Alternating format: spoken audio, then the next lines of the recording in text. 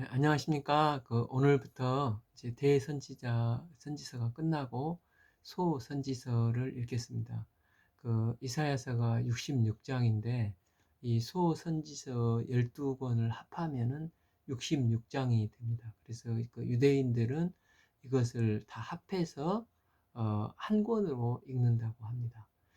각 권마다 주제가 다르지만 하나의 통일된 주제 속에서 12권을 각각 읽는다 생각하면 되겠는데, 그 12권 전체의 주제는 한마디로 여호와께 돌아가자입니다. 오늘은 서론과 1장 말씀을 읽겠습니다. 어, 요절 1장 2절, 여호와께서 처음 호세아에게 말씀하실 때 여호와께서 호세아에게 이르시되 너는 가서 음란한 여자를 맞이하여 음란한 자식을 낳으라. 이 나라가 여호와께 떠나 크게 음란함이라 하시니라. 호세아라는 이름의 뜻은 여호수아 예수, 구원자라는 뜻입니다. 부리에의 아들 호세아는 BC 762년에서 BC 722년까지 이스라엘이 망할 때까지 40년을 활동한 선지자입니다. 그러니까 7장 2절을 보면 우리 왕이라고 하는 것을 볼 때 북이스라엘에서 활동한 선지자입니다.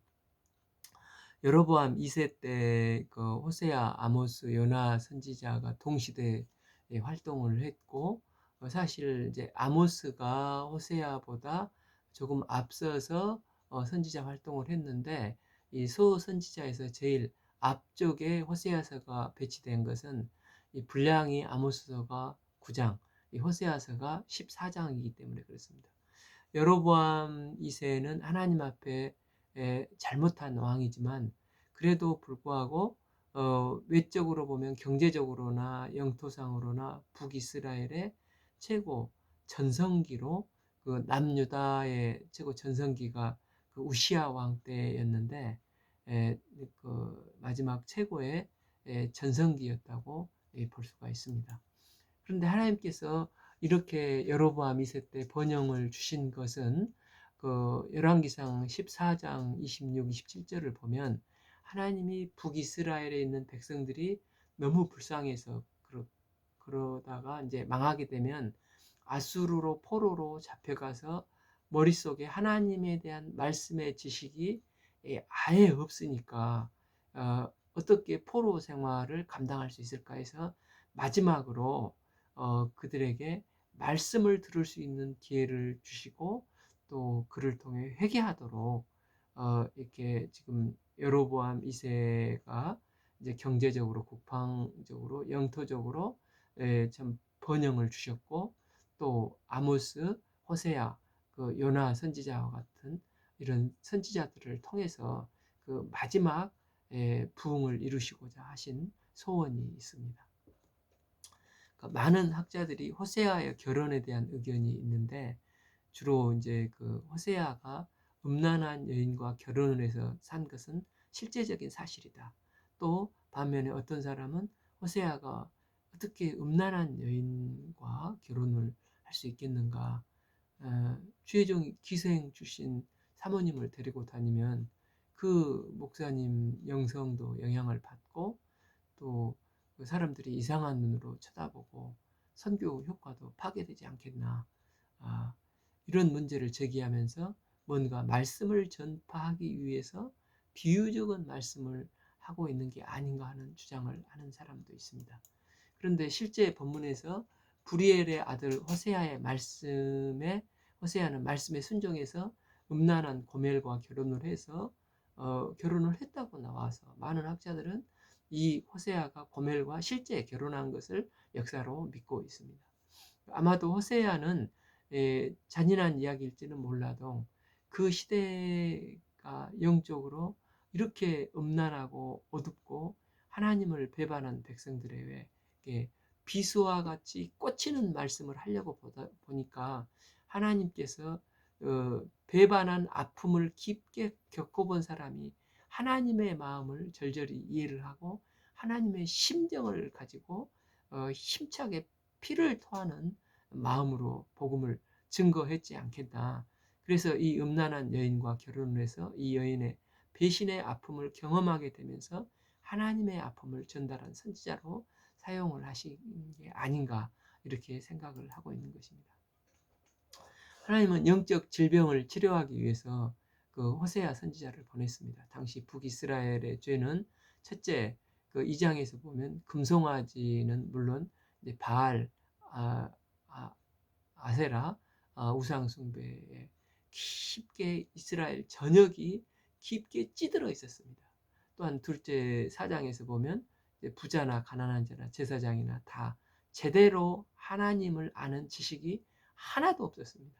하나님이 그토록 계속해서 기회를 계속해서 역사적으로 주셨지만은 그들은 에, 어, 그 사랑 그들을 얼마나 사랑한지를 알지 못할 뿐만 아니라 하나님에 대한 최소한의 지식도 갖지 않는 상태로 타락이 되어 있는 것입니다. 셋째, 5장에서 하나님의 말씀을 쫓기를 좋아해야 되는데 특히 북이스라엘은 하나님의 명령을 쫓기를 좋아하기보다 사람의 명령을 쫓기를 좋아합니다. 그러다 결국은 사람에게 학대받고 압제와 부조리가 그 시대에 팽배해지고 결국은 망하게 되는 것입니다. 그래서 하나님은 이들을 흔들어 깨우기 위해서 호세아를 통해서 배반한 이스라엘에게 하나님의 사랑과 관계 회복에 대해서 외치게 하시고 또 아모스 선지자를 통해서는 정의와 공의를 외치게 하십니다.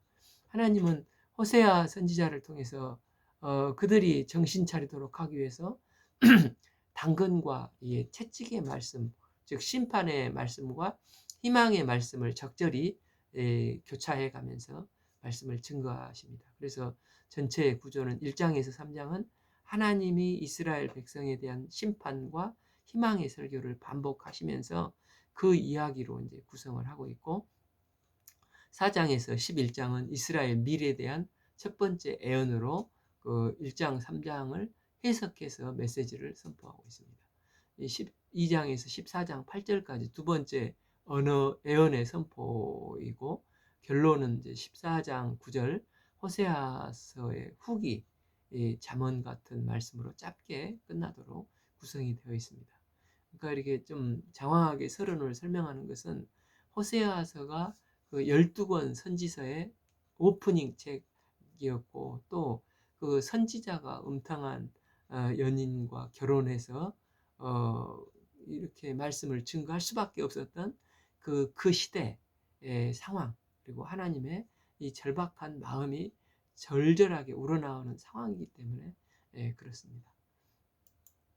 1. 우시아와 요담, 아하스와 히스기야가 이어 유다 왕이 된 시대 곧 요아스의 아들 여로보암이 이스라엘 왕이 된 시대에 부에리의 아들 호세아에게 임한 여호와의 말씀이라. 그 북쪽 왕이 나오고 남쪽 왕들이 나오고 참 헷갈리죠.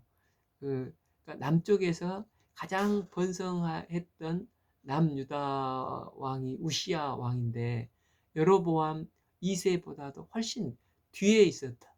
그 우시야 왕의 아버지를 이제 그 여로보암 2세가 쳐들어가서 싸워서 그냥 우시야 왕의 아마샤 왕을 거의 식민지로 두고 조공을 받을 정도였었거든요.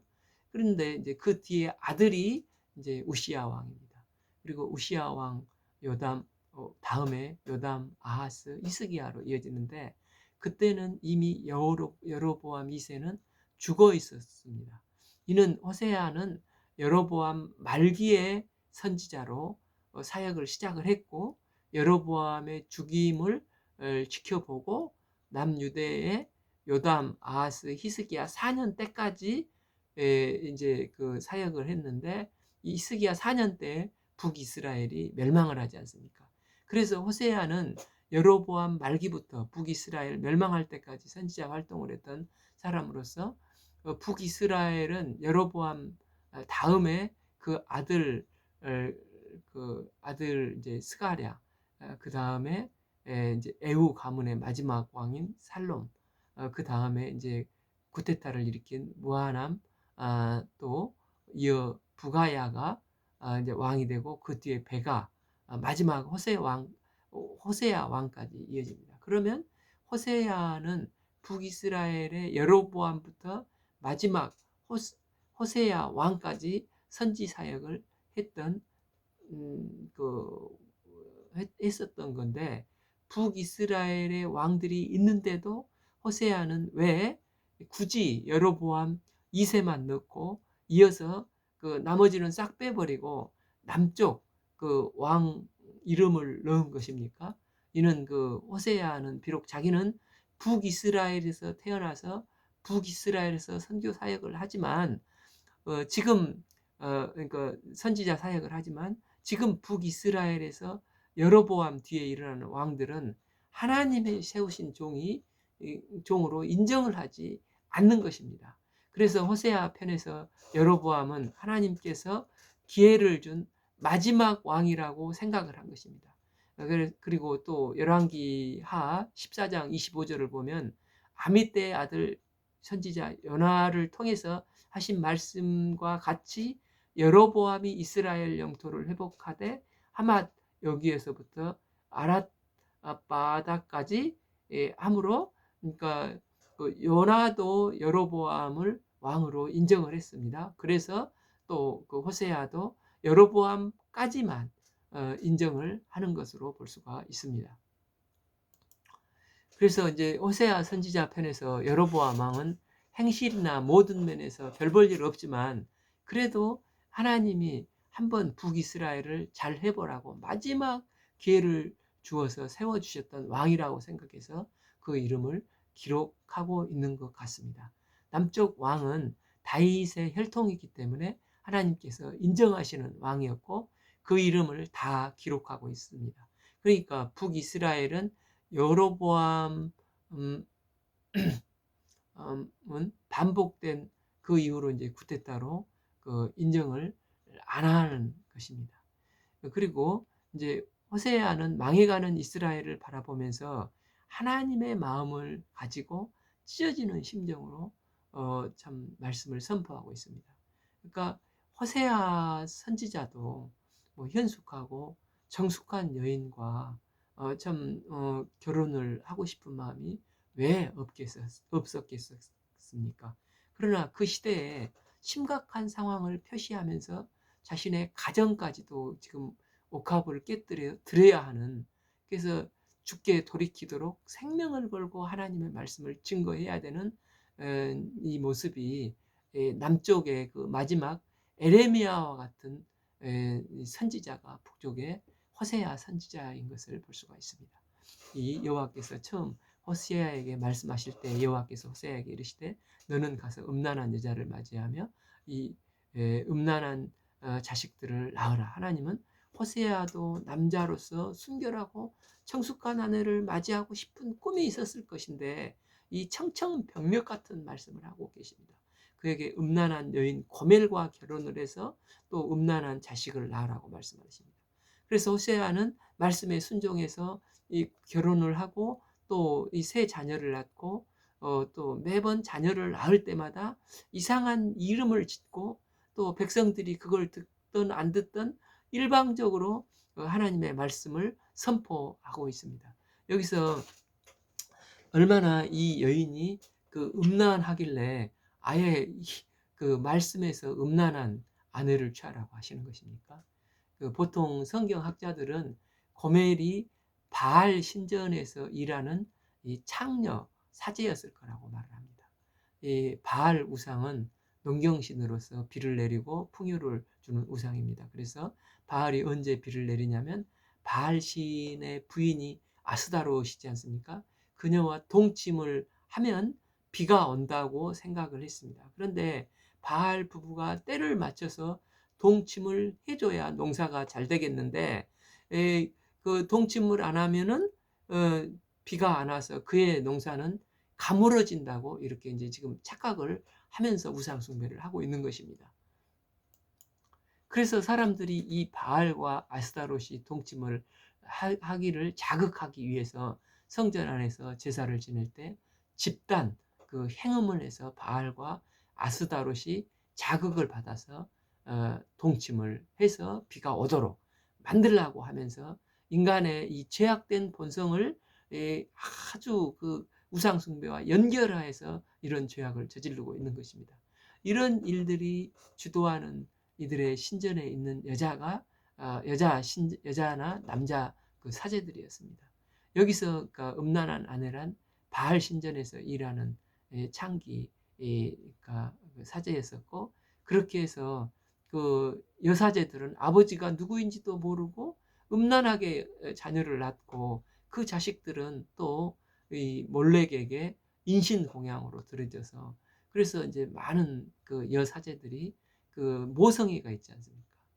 그런 모습을 보면서 미쳐버렸다고 이렇게 하지 않습니까? 이 나라가 여호와를 떠나 크게 음란함이니라.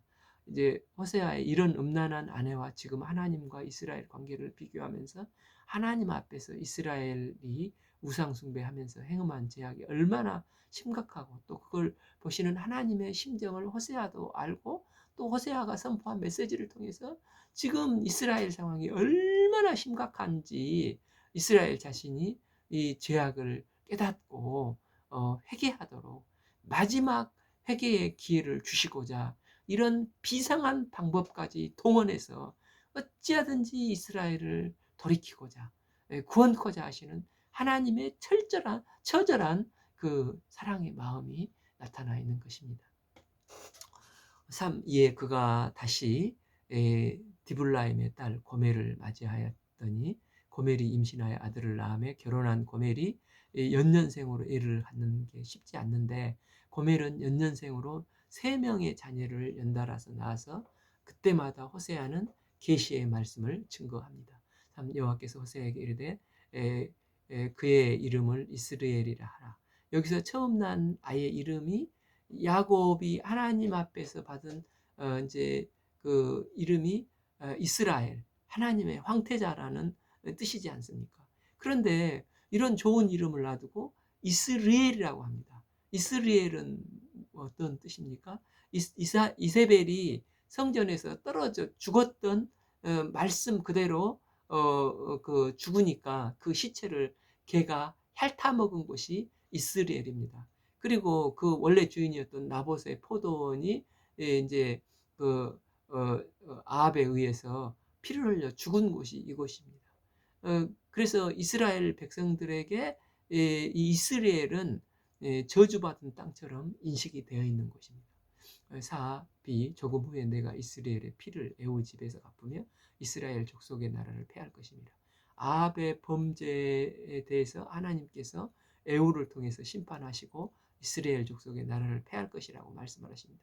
그래서 아합은 바알을 끌어들이고 여로보암의 기회를 줬는데도 여로보암은 기회를 줬는데도 하나님 앞에 제대로 일을 못했고, 결국 하나님은 이런 이스라엘을 패하시겠다, 심판의 날에는 이스라엘의 활을 꺾어버리시겠다고 말씀을 하고 계시는 것입니다. 5. 그날 내가 이스라엘 골짜기에서 이스라엘을 활을 꺾으실 것이라 하시니라. 그런데 온 이스라엘 소문이 퍼지기를 호세아가 음탕한 고멜과 결혼해서 얘를 낳았는데 그의 이름이 이스라엘도 아니고 이스리엘이돼 하면서 소문이 퍼져나가면서 백성들이 왜 하필 이스라엘로 했을까 이렇게 고민을 할 거 아닙니까? 그때 호세아가 나서서 메시지를 전하면서 하나님이 이스라엘을 저주하셨던 것처럼 이 골짜기에서 회개치 않고 음란하게 우상 숭배한 너희 이스라엘을 하나님은 저주하시고 패하실 것을 작정하셨다, 이 메시지를, 그러니까 성경에 최소한의 기초 지식이 또 없으니까 지금 이 다시 그걸 심으면서 말씀을 적용해서 심어야 되니까 매우 어려운 그 상황입니다. 그러니까 우리 여기 중국도 처음에 와서 그 성경을 들어보지도 않았고 복음을 증거할 때 정말 힘들었습니다. 그 뭐 헌금에 대해서 얘기하면 혹시 이걸 가지고 나중에 도망갈 게 아닌가 막 이런 의심을 받으면서도 이제 복음을 심었는데, 그래서 이게 한 사람 이게 아브라함을 세운다는 게 그래서 참 복음 역사에서 중요한 것 같습니다. 이 기초 이그젠플이 있으면은 그를 통해서 이제 복음이 조금씩 증거가 될 수가 있지 않습니까? 그러니까 그 호세아는 자식의 이름이 이상하게 지어진 것은 호기심을 그들이 유발이 되어서 호세아는 하나님의 말씀을 그를 통해서 증거하게 되는 것입니다. 고멜이 또 임신하여 딸을 낳음에 여호와께서 호세아에게 이르되 그의 이름을 로루하마라 하라. 루하마는 히브리어로 긍휼히 여기다인데 앞에 로가 붙어서 긍휼히 여기지 않겠다. 이 자신의 이름이 이제 부정 긍휼이 되는 것입니다. 6. 내가 다시는 이스라엘 족속을 긍휼히 여겨 용서하지 않을 것입니다. 첫째는 망하게 하겠다는데 둘째는 더 나아가서 이제는 긍휼히 여기지 않겠다 하시면서 점점 하나님이 북이스라엘을 향한 징계의 강도가 세워지고 있습니다. 그런데 남유다는 어떻게 하겠다는 것입니까? 7. 그러나 내가 유다 족속을 긍휼히 여겨 그로 하나님 여호와로 구원하시겠다 하십니다. 그런데 그 구원에 활과 칼이나 전쟁이나 말과 마병으로 구원하지 아니하리라 하십니다. 유다 족속은 구원을 다른 방법으로 하시겠다고 약속을 하시고 계십니다. 뒤에 이제 그 11절을 먼저 보면 이에 유다 족속과 이스라엘 자손이 함께 모여 한 우두머리를 세우고 그 땅에서부터 올라오리니 이스라엘의 날이 클 것입니다. 여기서 한 우두머리는 누구이겠습니까? 장차 오실 메시아 대신 예수님을 지칭을 한다고 할 수 있습니다. 하나님의 백성들이 죄와 사망의 노예가 되어 있을 때 다윗의 자손 예수 그리스도를 앞에 세우고 나올 때 유다뿐만 아니라 이스라엘도 같이 데리고 나올 메시아에 대한 애언이 나오는 것입니다. 그래서 이제 그 예수님의 공생애 때 요한복음 4장 4절에서 사마리아를 통과하여야 하겠는지라, 그 NIV 봐보니까 헤드 투를 사용하면서 예수님의 의지를 표현을 하고 반드시 사마리아에 가셔서 사마리아 여인과 1:1 성경 공부를 하고 그를 통해서 또 사마리아 복음화를 시키지 않습니까? 지금 북이스라엘은 스스로 힘으로는 절대 의로워질 수가 없고 저들이 하나님 앞에 회복될 수 있는 유일한 길은 오직 장차 오실 메시아의 은혜를 덧입을 때만 해결될 수 있다는 것입니다. 그래서 7. 그러나 내가 유다 족속을 긍휼히 여겨서 그들의 하나님 여호와로 구원을 하시지만 인간적인 활과 칼이나 말과 마병으로 구원을 안 하고 오직 장차 오실 우두머리 되시는 예수님을 통해서만이 구원에 이를 수가 있다는 것입니다. 그리고 또 8. 고멜이 루하마를 젖을 뗀 후에 임신하여 연년생으로 이제 아들을 낳고 있는데 그 여호와께서 이르시되 그 이름을 로암미라 하리라. 그러니까 로가 부정을 하고 했지 않습니까? 암미는 내 백성인데 로암미, 너희는 내 백성이 아니다. 나는 너희 하나님이 되지 않을 것이다 라고 선포하는 말씀인 것입니다. 이처럼 하나님은 3명의 자녀의 이름을 한 명씩 한 명씩 지어주면서 이스라엘의 운명을 말씀을 하십니다. 이스라엘은 이스라엘처럼 되고 또 이스라엘은 루하임처럼 될 것이고 또 이스라엘은 암미처럼 될 것이라는 것입니다. 즉 이스라엘이 패해질 것이고 또 이제 마지막 기회마저 져버린 그들은 더 이상 하나님께서 긍휼을 여김을 받지 못하고 더 이상 내 백성이 되지 않을 취급을 할 거라는 강력한 심판의 말씀을 하시고 계시는 것입니다. 그래서 회개하고 돌이켜라, 이런 상황인데 너네들에게 마지막 기회다고 하나님은 말씀을 하고 계시는 것입니다. 그러나 하나님은 죄 때문에 북이스라엘이 이렇게 되겠지만 하나님은 유대 백성 한 우두머리를 통해서 구원의 역사를 이루시겠다고 하시는 것입니다. 10. 그러나 이스라엘 자손의 수가 바닷가에 모래같이 되어서 헤아릴 수 없고 셀 수도 없을 것이며 전에 그들에게 이르기를 너희는 내 백성이 아니라 한 곳에서 그들에게 이르기를 너희는 살아계신 하나님의 아들이라 할 것이라. 11. 이 유다 자손과 이스라엘 자손이 함께 모여 한 우두머리를 세우고 그 땅에서부터 올라오리니 이스라엘의 날이 클 것임이니라.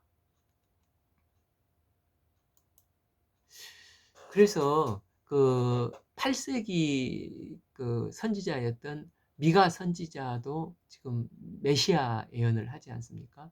미가서 5장 2절에 베들레헴 에브라다야 너는 유다 족속 중에 작을지라도 이스라엘을 다스릴 자가 내게서 나올 것이라. 그의 근본은 상고요 영원에 있느니라. 이렇게 말씀을 하는데 선지자들도 북이스라엘이 망할 것이고 또 남유다도 죄로 인해서 결국 망할 것을 내다보고 있습니다. 그러면서 저 너머에 구원이 보이는데 그 구원은 장차 오실 메시아인 유다 족속의 한 우두머리로 그 베들레헴에서 나실 그분이 반짝반짝 보이기 시작을 한 것입니다. 그날에는 북이스라엘이 완전히 멸망할 줄 알았는데 그날에 크게 될 것이라는 것입니다. 그래서 2절에서 9절까지는 이제 심판의 메시지가 나오고 10절, 11절은 회복을 시키겠다는 위로와 소망의 메시지가 나옵니다. 때문에 호세아는 심판과 위로를 적절하게 배열하면서 말씀을 선포하고 있습니다.